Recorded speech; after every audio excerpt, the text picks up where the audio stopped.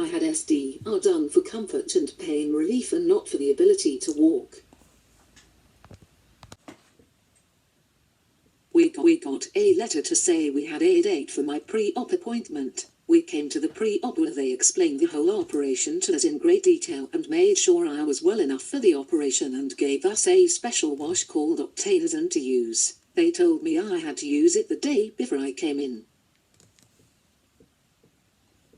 I came in the day before my planned surgery to make sure I had a bed. We had to sign all the consent forms and had to have an arrow drawn on my back. Then they did my blood again to make sure I was fit enough for my operation. They told me that I would have to have a special X-ray to put some dye into my back so that they knew where they were going, but I'm needle phobic and this wasn't explained to me before the procedure was done, so we told them that I wouldn't be able to have the dye in me because what they were going to do was put some local anesthetic in and turn me on my front. But when we got to the waiting room to go into the theatre, they said I wouldn't need it. I could just have an X-ray when I was sedated prior to the operation.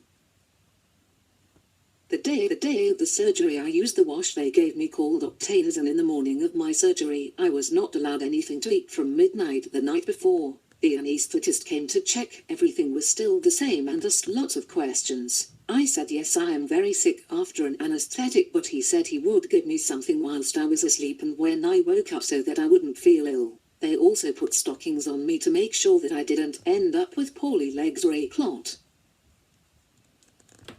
Mum put my gown on and then they put some things on my legs that made them blow up when I was in surgery so that I wouldn't get any blood clots. They are called SCDs. I was second on the list. The other operation was only small so it wouldn't take so long. I waited and then a porter came to come and get me. I went down to the waiting room on the bed where they checked that it was the right person, so they took me to the room to be anesthetized. The anesthetist said to me I will be very sleepy now because he was giving me something to make me very drowsy and relax me. Once I was nice and relaxed, he started the infusion to sedate me. When my operation was over, I was moved to recovery where they made sure I woke up properly and sorted out any pain I was in. I was given ketamine and put on a morphine pump. The surgeon had injected local anesthetic in my wound too before I came out of theatre. I also had to have oxygen.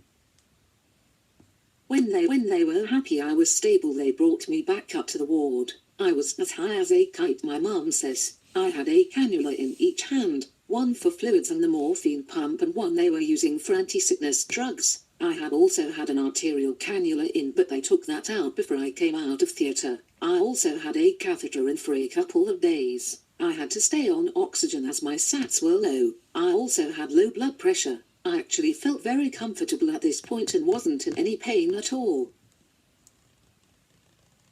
I had to be monitored very, very carefully and have my wound checked regularly as there is a risk of spinal fluid leaking with this surgery, so I had to stay in for a minimum of 5 days.